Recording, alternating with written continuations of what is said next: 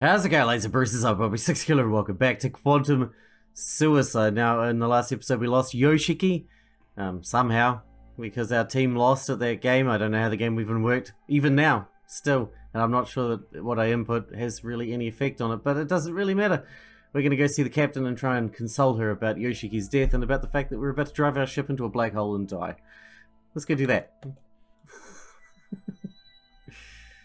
I arrived at the bridge and could see the captain, who appeared to be crying while pacing back and forth near the captain's chair in the center of the room. Captain? She froze in her tracks, quickly wiped her face with her sleeve, and regained her composure on the blink of an eye before turning to face me. Oh, good morning. I hear you have a hole problem and I'm here to plug it. That sounds filthy. Let's go with it.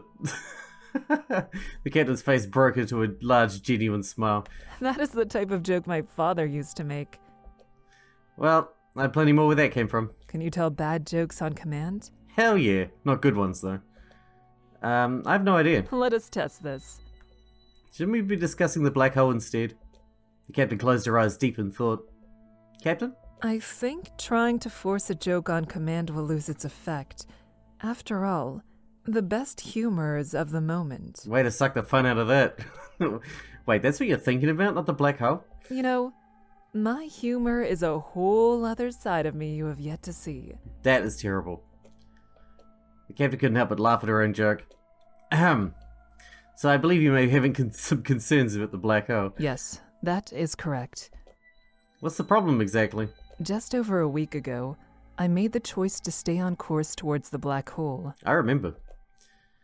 And your argument made sense. What's the problem? We will be at the closest point to the black hole tomorrow just after 4 a.m. And Sixkilla will handle it. Are you worried you've made the wrong choice?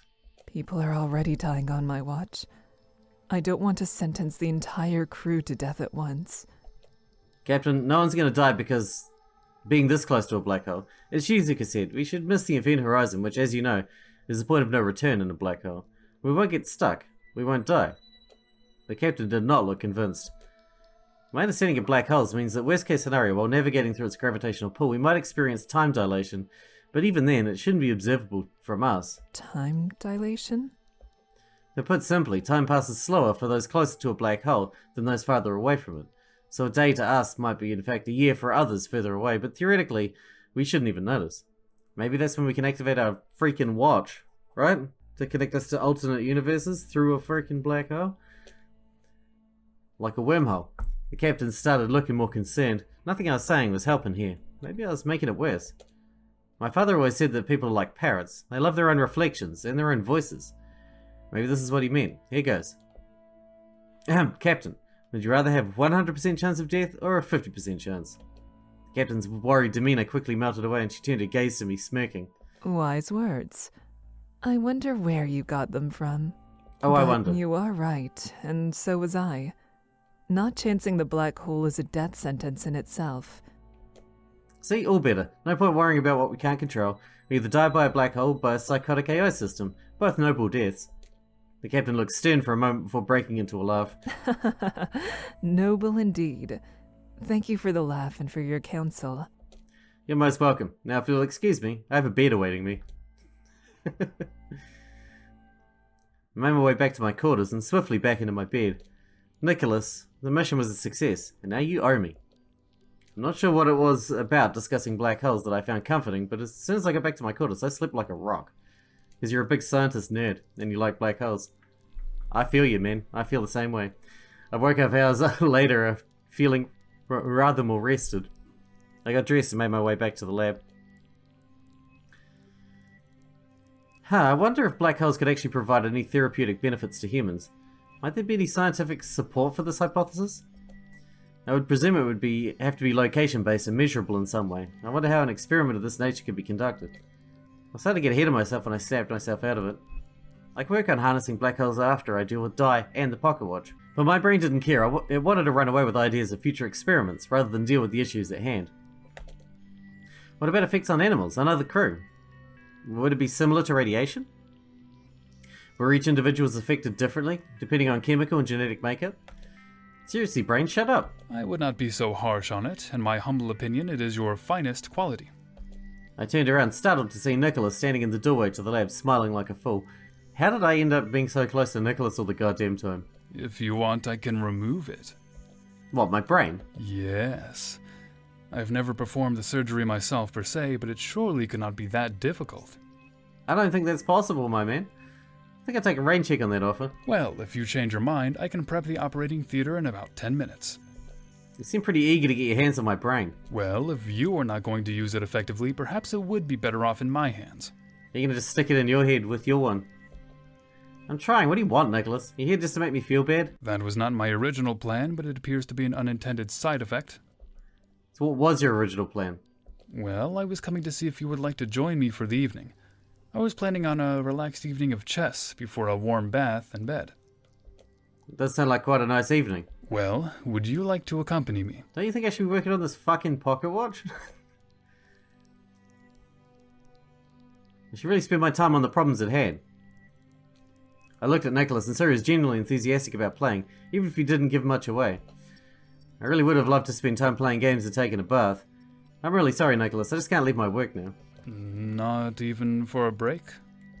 I'm afraid not. I couldn't enjoy myself in good conscience while these problems are still unresolved. Nicholas seemed incredibly disappointed, but remained supportive. I understand. Well, please do not work too hard, and if you need any help, please come and see me. Thank you, Nicholas. I am sure it will all come to you in good time. You have a good head on your shoulders. Nicholas smiled before taking his leave from the lab. Why does Nicholas keep coming on to me? I continued working well into the night, switching between the pocket watch and the die problems, but to no avail. I think I would have rather played chess and take a bath than keep ramming my head against a brick wall. I fell asleep at my desk in the lab, pocket watch still in hand. As you do. I jolted awake suddenly. It took me a moment before I realized I had pushed a glass off my lab desk in my sleep. Aw, man! I put the pocket watch down and brought out a dustpan and broom from the lab cupboard. I guess this is probably a sign I should go to bed. Sleeping on a desk probably isn't too healthy. I swept up the glass and dumped the shards in the bin before turning back to the desk. The watch! I couldn't believe it, the pocket watch was lit up. This could be the break I needed. Of course it is, it's the freaking black hole. I could see that coming. The lights on the watch's face glowed an inviting green. Press the button, dude! I'm not waiting one more minute. This might make all the difference for the game, for the crew. I didn't even hesitate even one moment before pressing the button.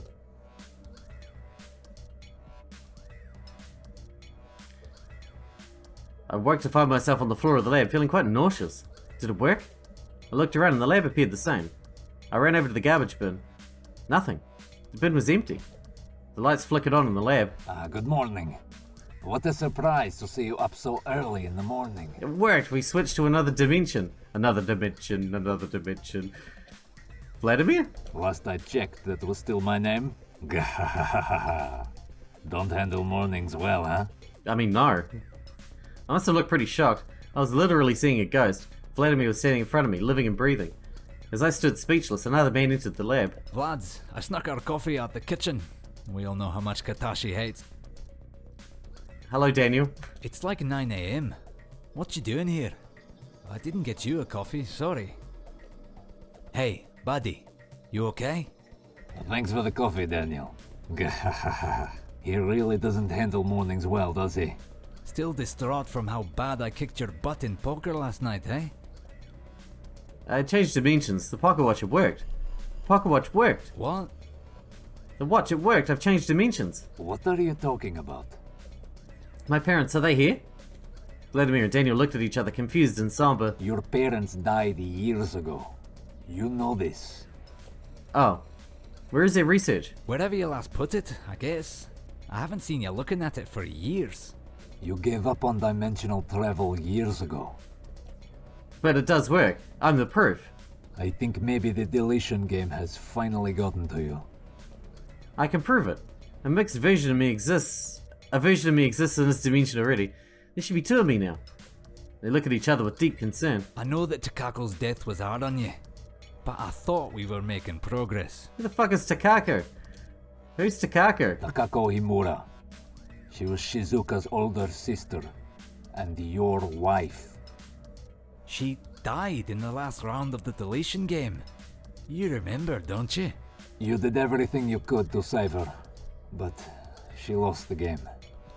I don't know who you're talking about. My frustration was starting to get the best of me.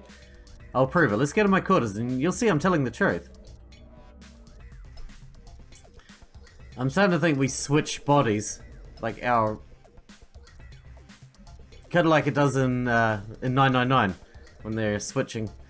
Oh, and in the Zero Escape games. When they switch. They go there and the other one comes back. You know? Stormed out of the lab and strode towards the quarters. I attempted to enter, but the door stayed firmly locked. Vladimir and Daniel were following, quietly whispering between themselves. Why wouldn't it open? This isn't your room. You share the family room with Takako. Your quarters are over here. We moved further up the hallway, until one of the doors opened for me. I stepped inside and saw some personal items that were familiar, but most were new to me. There was no one in the room. Where am I? In your room. No, as in where am I? The other me. Maybe you should head to the medical bay. I started running around and rummaging through the items in the room. I found the box that my parents' research was in, along with the pocket watch. I opened it and it was empty, but for a single piece of paper. What is it? It's a note. To me. I read the note aloud. Jordan, I have left to find Takako. She may have died in my arms, but I know she is alive out there somewhere. I will find her. I couldn't save her with the only piece of deactivation. But, one piece of the deactivation code. Aspera. Writing that down. I'm unsure where the pocket watch will be when you read this, but nonetheless, it is too late. This week's game is called Make 10, and we were dealt the number 5. No one will partner with us, so unfortunately, if you're reading this, you are already dead. I'm sorry that there was no way for me to warn you not to travel to this dimension. Take solace in the fact that you will be with Takako in death. May your last hours be as pleasant as possible, Jordan. I left myself to die. Enraged, I screamed at the note. But how does the pocket watch work? I think you might be really sick. We should call Nicholas and... Why will you not tell me how? I think maybe we should give him some time alone. Maybe we'll just go let the captain know what's happening. Daniel and Vladimir avoided eye contact and left my quarters. I stood staring at the piece of paper. I was a dead man. Wait, the pocket watch. I patted my pockets and realized I didn't have it. Maybe I dropped it in the lab. I sprinted back, arriving breathless and panting. I ran over to the lab desk. Nothing. The bin. Nothing. No. I started throwing things around the lab in a frenzied rage. This isn't fair. Suddenly, I felt a piercing pain in my neck. I pivoted around to see Vladimir, Daniel, and Nicholas. Nicholas held me firmly on either side of my shoulders. Sorry, but I have to sedate you. Nicholas, it's not fair. I almost... Shh. I know. None of this is fair. My mind was starting to go hazy and my arms and legs felt heavy. But I could still just make out what Daniel was saying. Dai said that as long as he's present, we can start the game and he can just lose. I'm sorry, but at least you will be with Takako soon. Takako? My eyes are so heavy that I couldn't hold them open anymore. That's right. Takako. She's waiting. I never opened my eyes again. Well, there we go. We actually made it to an ending. My gosh. Well, that was interesting because we actually, let's have a look at the timeline here. That was interesting because we actually made a difference there. So, this one here can change everything, right? I don't know what these side ones are. I don't know how that works. Can we just jump to these? If we jump to here, can we change our path or should we go down here? So we can go... maybe we should go back here and not jump, right? Alright, let's jump back here and not jump. And we'll skip ahead to... whatever. We'll do different stuff, I suppose. Let's talk to myself. I sighed deeply before berating myself. Well, Jordan, not only have you failed to solve the die situation, but you let your best friend die on your watch. A job well done. Even though it was my own sarcasm, it cut me deep. Seriously though, you're such a waste of space on the ship. A waste? I would not go that far. Perhaps an unbridled ball of potential instead. Nicholas appeared sitting beside me, smirk on full display. What the hell? Good morning. How long have you been sitting there? Long enough to know that you were being unfair to yourself. Oh, and that I am not your best friend. That hurt. That hurt. Nicholas smiled playfully. So, what are you doing here? After last night's execution, I asked... Skip. I'm rather devastated. That's a weird way to say it. Yoshiki was my best friend. I understand. And even though we'd only known each other a few weeks, it felt like I'd known him my whole life. Some people simply have special connections. Yeah. I looked up to the starry abyss outside the Eco Lounge. There is a theory. I turned to face Nicholas in interest. A theory? When I was younger, my mother used to tell me about a doctor named McDougal who lived a long time ago. I wasn't sure where Nicholas was going with this, but he appeared engrossed in his own story. He set out to prove that the human soul exists, and that when we die, it is released from the body. Are you telling me, a medical scientist, that souls exist? Nicholas shot me a dismissive side glance before continuing. He weighed the bodies of 5 people, 4 men and 1 woman, immediately before and after their deaths. After each of them passed, they lost weight. That weight averaged 21 grams. I'm unsure why you're telling me this. The human soul may possibly exist, and if it does, it weighs an average of 21 grams. Thank you. And? Well, if the human soul exists, then perhaps our last goodbye to Yoshiki was not the last one after all. It was only now that I realized Nicholas was trying to cheer me up. Nicholas stared at the starry sky, his eyes glinting at the possibility. We know next to nothing about the human soul, but perhaps there is the possibility of, once again, meeting those we have lost. It's incredibly romantic of you, Nicholas. There is a reason why so much of humanity grasps at religion. Sometimes hope is all we have. I sat silently beside Nicholas as his words sank in. Thank you for coming and check up on me, Nicholas. I really appreciate it. Skips. Alright. The new game. Oh, this is going to be a lot of skip. Would you like to keep the doll? We're just going to keep picking different choices Heavens, to what we no. did last time. Yoshiki specifically left it for you, so it's only right you keep it. But you were closer to Yoshiki than I ever was. That may be true, but he let you in on our little secret, and as angry as I am, I respect that. And respect that he must have trusted you. So, in turn... Thank you, Captain. And Skippy. Why are you awake at 5 a.m.? When do you sleep? Interesting question. I've never been asked that before. Like my mother before me, I'm a polyphasic sleeper. A what? Yes, sorry. I sleep multiple times a day for shorter periods. Where you might sleep for 7 or 8 hours at once, I will sleep multiple times a day for 2 hours here, 3 hours there. Why? My mother taught me to sleep like this. She would tell me that the captain does not have the luxury to clock off for the entire night. The ship must always have a captain ready at any moment, and a well-rested captain is best, be it at 2 p.m. or 2 a.m. So you sleep like that so you can be ready for anything? Yes. As the captain, it is my responsibility to take care of this ship and its crew 24 hours a day. And sleeping like this is the most effective way to manage my time and cognitive capabilities. Isn't that tiring? To always be on the back foot waiting? I have never known any different, so have very little to compare it to. So you've never slept for 8 hours? Oh yes, of course I have. Did you prefer that? Given that I was sedated by Nicholas? No. What the heck? Why would he sedate you? I was ill and refusing to not work. He said that he had medicine that would allow me to work better and through my illness. I believed him. Then I woke up almost 10 hours later. And nothing went wrong? Man, maybe you could sleep normally. Your expression is correct. I was enraged. When I came to, I went to confront him, but Vladimir asked me not to. He explained that everyone was worried and that he only did it to help. So I let it slide, but told him to never do it again. Can't believe you let him live. He had the best of intentions. Plus, can I tell you a secret? Please do.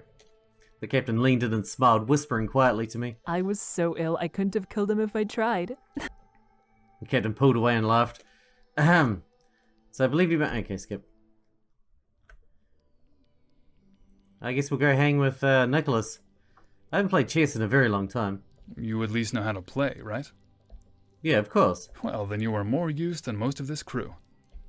Wait, most of the crew can't play chess? That is correct. That is very strange. How many people can play? Not including us, of the crew remaining 3. I tried to work out who might be able to play chess in the crew. Shizuka. I can She's see a you trying to gamer. work out who can and cannot play chess in the crew. Shizuka? I will save you the pain. The crew members who can play include Beatrix, Melody, and the captain. Oh my god. Wait, Shizuka can't play chess? That's unexpected. Well, she does love games, but has very little patience for non-digital games. I know the feeling. Ah. Why don't you play with one of the other 3? Beatrix is not a great chess player. She gets easily flustered and is not a challenge to play. She has also thrown the board at me more than once. I can imagine. Yep, that's Beatrix. Melody is 5 and is quite good for 5, but does not have a fully developed prefrontal cortex just yet, and so cannot predict the consequences of her actions properly just yet. I feel that way too, still. And I'm not 5.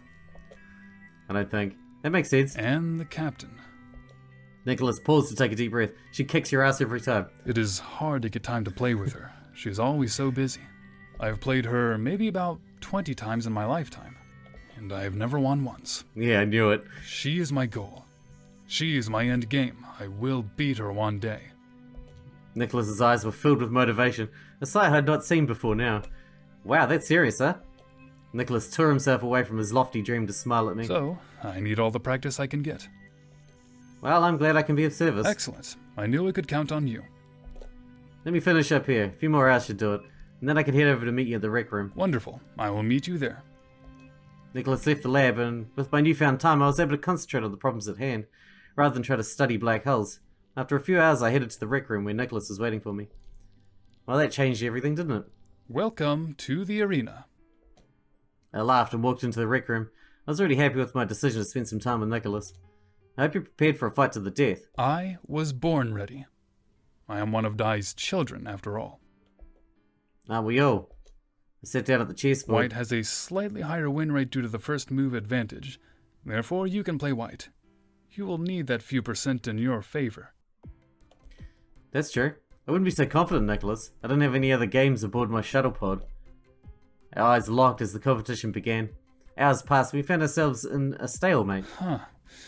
A stalemate, eh? It appears we may be each other's mirror match. Perhaps that is true. Should we play again at a later date? I look forward to crushing your spirit in the near future. Lovely. As do I. Well, look at the time. It is pretty late. Yeah, I'm pretty beat. I might just bathe in the morning. Of course. Well, good night. Night, Nicholas. I jumped up from the table and began to head to my quarters when I realized I'd left the pocket watch in the lab earlier. Oh, it's going to activate anyway? I'm not pushing a button. I arrived at the lab and sat down. When the dark irony of reaching a stalemate in all aspects of my life really hit me. Chess, research, die. What else can you do but laugh? I mean, that ending was good because it gave us a piece of the deactivation code. Even though I should have gone to bed, I started sifting through the research papers again, pocket watch in hand, until I fell asleep at the desk. Same again. And skip. Don't press the button. I took a moment and a hesitant step back. I'm not sure what the repercussions could be if I press this button. Actually, I'm all too sure of the repercussions. I need more time to think this through. I decided to leave the matter of the pocket watch until after today's deletion game. I need to focus on that first. And then I could come back to the watch. So I don't think that ending was even an ending, we just died. I made my way back to my quarters. Placed the watch on the bedside table and hopped into bed. I wanted to sleep, I needed to sleep. But the recent revelations were just too big to ignore. Perhaps I should speak with someone about it. A fresh perspective might be just what I needed. I got out of bed and headed to the Vogel's quarters, with the pocket watch in hand. If I could trust anyone's counsel, it would be Nicholas. Somehow we're BFFs with Nicholas now. I arrived at their quarters and pressed the intercom button. I waited for a minute or so, with no response. Perhaps waking Nicholas up this early was not the wisest of choices. It was 4:50 AM after all. I turned to leave when I heard Nicholas's voice call to me from the doorway. Is that you? Good morning. It certainly is, being just before 5 a.m. I'm struggling to see the good part of good morning, though. Perhaps you could enlighten me. Nicholas smiled as he rubbed his drowsy eyes before replacing his glasses. Come with me to the kitchen and I'll explain over a drink. It is a bit early to start drinking. Not alcohol, I'll make you coffee, or whatever you'd like. Very well. Once there, Nicholas took a seat and I started prepping his drink. Coffee? Tea, please. Do you not like coffee? It is neither a love nor hate relationship. You take milk in your tea? Please. I gathered what I needed from around the kitchen to prepare his beverage. So, to what do I owe the pleasure of 5 a.m. tea? My parents' research. Well, they had better be counting their lucky stars that they are already dead. Nicholas grinned before catching himself and looking at me to see if I was offended. Sorry, is it too soon to make jokes such as these? If we can't bond over dead parents, what can we bond over? I was sure that we had other things in common. Oh, like what? We're both on a spaceship? You are correct. We are both orphans suspended in space. I chuckled merrily as I handed him his drink. So, what is so important that you thought it prudent to wake me at this hour? This. I pulled the watch out and placed it on the counter in front of Nicholas. The kitchen glowed with an eerie green tinge. The light bounced off the clean, polished surfaces. Is it working? I think so. Is that not good news? It is potentially. Potentially? Well, I'm so unsure of the dangers. I was under the impression that this research was your #1 priority. Surely you must have some grasp of the dangers by now. It is, but I looked down at the watch with equal parts awe and fear. What if my parents stopped their work on this because there were dangers they couldn't overcome? I may be wrong here, but was it not because they left the ship, and continuing the research would be impossible? I guess you might be right. Maybe I'm being a tad too cautious here. Do not get me wrong, it can be an advantageous thing. Really? How else do you think our genetic line has been able to carry on generation after generation? Are you saying that, just like my ancestors, I made it this far because of a mixture of hiding and blind luck? You can certainly be right about that. So, what are you going to do? I don't know. How about you take the rest of the morning off and really think this one through? I guess it's all I can do right now. Nicholas nodded in agreement. When you do decide on a course of action, please tell me. Why? Just in case pressing the button turns you inside out, I want a front row seat. Harsh, bro. Oh, thanks. That fills me to the brim with confidence. Thank you for filling me to the brim with tea. Good night. I don't think you're going to be able to sleep after a cup of tea. Nicholas waved at me as he exited the kitchen, leaving me alone with the watch. Nicholas is right. I need to take some time to clear my head and work my way through this problem logically. I scooped up the watch from the counter and returned to my quarters. If I push the button now, will it change or will I end up in the same place? I laid my head down on the pillow and took some deep, controlled breaths whilst repeating a mantra in my head to focus my mind. Pocket watch, pocket watch, pocket watch. It's time for the next round of the Deletion Game. Vampire Children begins now. Of course. Huh? What? I will be coming to each person's quarters to name you either human or vampire. Until then, no one leaves their quarters. That's right. Mama Di has grounded you all. We have been bad. How the hell did I fall asleep? Before I had time to dwell on my situation, Di appeared in the room, as promised. Good morning, sleepyhead. Hey, dipshit. Just 1 second, Di. Just running a bit behind. I ran around like a headless chicken, attempting to pull myself together into something mildly presentable. I berated myself soundlessly for needlessly wasting so much time. What's wrong? Rough night's sleep, dear? I can't believe that I overslept this much. It's only 7 a.m. When were you planning to wake up? Not at 7 a.m, because that's really early. I wasn't planning on going to sleep at all. Well, you clearly still need the sleep. Someone's a grumpy boy. I didn't react to the provocation, mostly because I was too busy pulling my uniform over my head. Humans require a lot of sleep, don't they? It can only result in a better deletion game if you have all of your wits about you. I'm glad you still seem able to make this about you somehow. On this ship, everything's about me. Look at me. I'm adorable. Yes, Di, I can't deny that you are No, you that. thanks. Now, I believe you're here to tell me my fate. Ah, yes. How could I forget? I'm very pleased to inform you that you Are a vampire. Well, the vampire. are Yes. Just tell me already. Not the vampire. Oh, good. I exhaled with relief. Doesn't a bit of suspense just liven up your day? No. Certainly does something. Great to hear. Well, It's a boner I have killer, much man. better things to do than hang out with the likes of you. Wow, thanks, Di. Anytime. Di bobbed a mock curtsy at me as she departed. 10 minutes later, Di's voice blared over the ship's PA system. Thank you all for your cooperation. You are now free to pass the time as you please. The game will commence in 2 hours. Good luck! I placed the watch back on my bedside table, focusing my mind on the more immediate pressing issue. Alright, we're going to wrap this one up here. I don't know if that counted as an ending, but we did get a piece of the deactivation code, which I wrote down, and this time I won't lose my piece of paper. I mean, I found the other ones last time. Bits of paper. I always have lots of bits of paper here. So I think it was definitely worth it. I don't think it counted as an actual ending, though. We just died. But we'll see how this goes, this next deletion game. It sounds terrible. Let's get into it, I guess. Hope you guys enjoyed it. Thanks for watching. Thanks for hanging out with me, and I'll see you in the next one.